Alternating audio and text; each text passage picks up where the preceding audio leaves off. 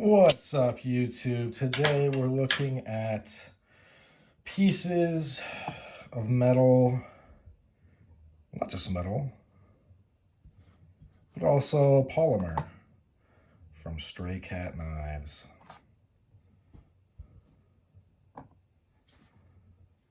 Wow. All right. So we wrap that up right off the get.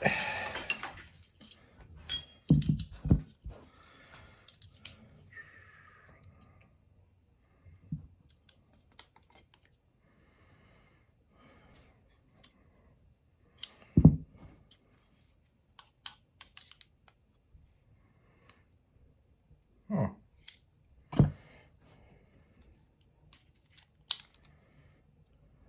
All right. Let's see what this is if we run it into fractions. 3/8, yeah, all right. 3/8 is, for me, that sweet spot with the thinner pieces. First and foremost, the gentleman at Stray Cat Knives, I don't know his name yet. We don't really chat. I just buy things from him. I'm actually busy trying to catch up on reading and writing, so I would love. I'll probably try to interview him in the future, but right now I'm kind of busy. Oh, by the way, cheers. Cheers.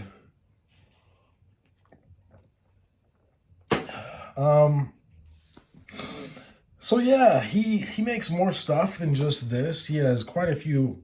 If you want a full size this in polymer, this is bulletproof glass. So I'm assuming it'll last a long time. I actually wish that I would have gotten this. He offers it in like this. It looks like a satin finish. I think it's sandblasted. I wish I would have got this in that because this is gonna scratch up. I got this first. It wasn't offered in a patina. I also didn't ask. I was just happy to get it. He auctions off his stuff, except for this stuff. I think you can just go and get this from him, message him. But he'll run like an auction once a day or so. It's most days. Sometimes on the weekends, it doesn't happen. But so what he does is you bid, on the thing. Obviously, it's like bidding works, duh. But $10 shipping. In a certain amount of time, it stops. But that means everybody that is familiar with collecting things, which I'm sure the GEC people, which is a large part of my audience, and the other slip joint people, it's actually a pretty good. I feel like it's a round group of people. It's well-rounded. Obviously, you can slide in there in the last moments, and it's yours. I did it for this one, kind of for this one. I just bought this one outright. I bought this and this together because this is like 50 or so. This was like 130. So I was like, let's just do it all. So that way the shipping is less per piece.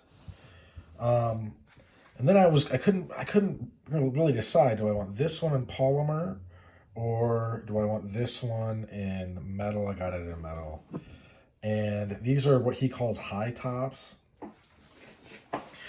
You can see both of those pieces have it. He does this style in metal as well. So if you're looking more for that splitting action than you are for the bludgeoning action, then there you go. Now you know. As we just rang it up, this was 10 ounces. This is about 5. This is about 1.5. What are the pros and cons? Obviously, this is super light. So it's not going to act as a force multiplier in the sense of mass as like a hand load. Mass times velocity. Or is it? Yeah, it's mass times velocity equals force. Easy to carry though. And you have, obviously, I'm a pretty good fan of this spur. Maybe it's more of a thorn. I think of it more of as a thorn. So this one is kind of flat. You can see these two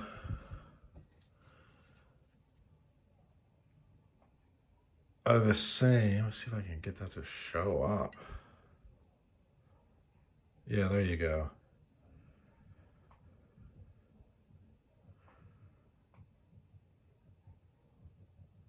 You get the idea. I mean, this is obviously going to give you, a little bit more stable a platform, and that's going to mean there's going to be more force, right? It's going to hit a little harder, although this one I think is going to hit comparably hard. You're going to want to get your fingers in behind it like that, and then swing for the fences. Well, I mean, if the law provides that you do that. Obviously, this also has the spur. I like this spur. I think he calls this his 3.5 model. Maybe it's kind of a carryover from the Tactical gear, or, I don't know. But I really do like this spur. I like the 3.5, obviously, model in general. I think this design warrants a look, I think, for most people.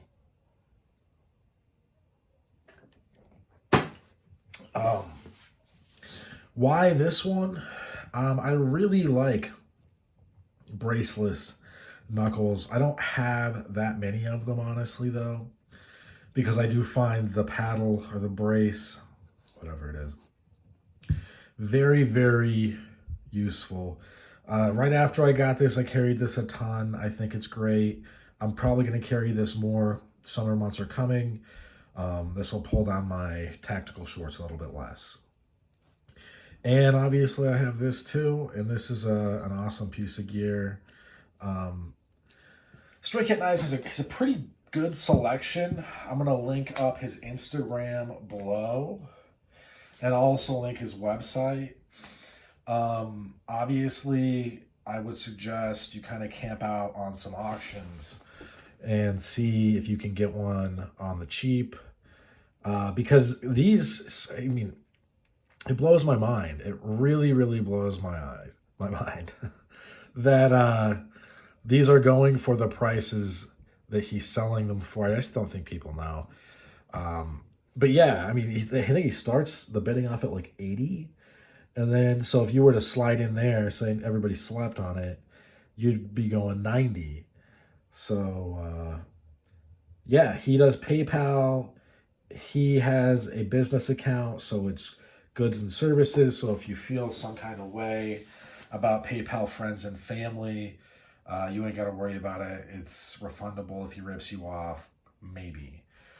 The chances of him ripping you off are pretty slim. He is a fairly well-known and reputable source of these type of devices. So these appliers of force, these accessories to force application. I'm just saying though, I know some people really don't like the PayPal friends and family.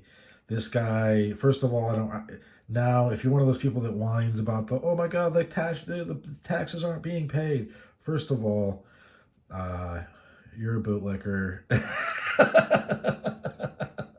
Well, you're welcome to be on the channel, but that's not how we do it around here. And then second of all, you got to worry about it anymore because he's paying those taxes. So go help the man support a war in a part of Israel that's been going on for 70 years, and then also a war in Ukraine, along with whatever else is going on in this nation that is just totally ass backwards. Yeah.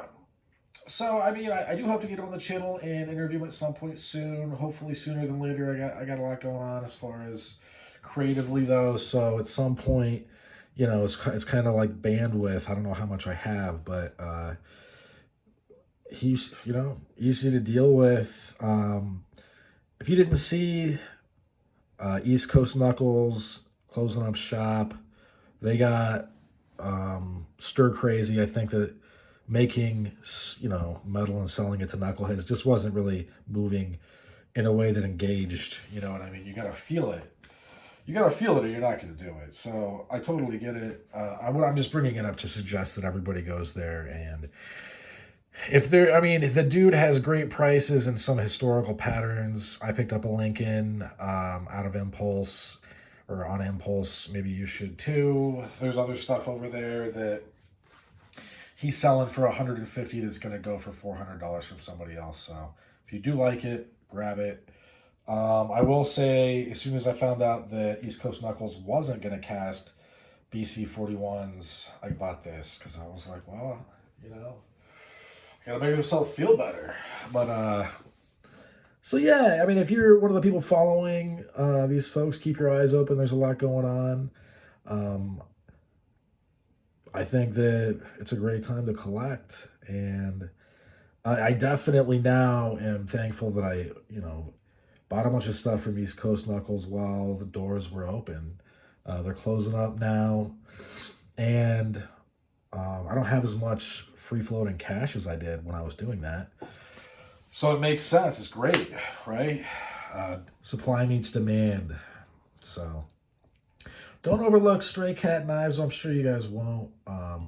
Check him out. Go look through his Instagram is going to be his catalog. Just flip through it. He's got a unique style. He has a ton of options, and the prices are good.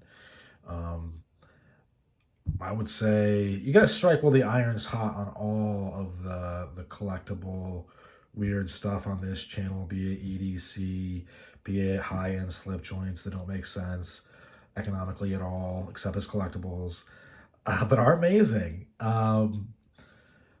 The county comp stuff is other stuff. You if you like it, you have to buy it. This isn't really something you can set on. And there's stuff that I find less engaging that I want to check out that I just can't because I have to engage with what engages me. I speak of the blade tips, I think it is, Ripper and Zipper. Google them. They're on Instagram. They just hit. I just shared a video on the community tab of somebody else. So yeah, if you're into collecting stuff, it's a little rough and tumble, maybe a little macabre, maybe,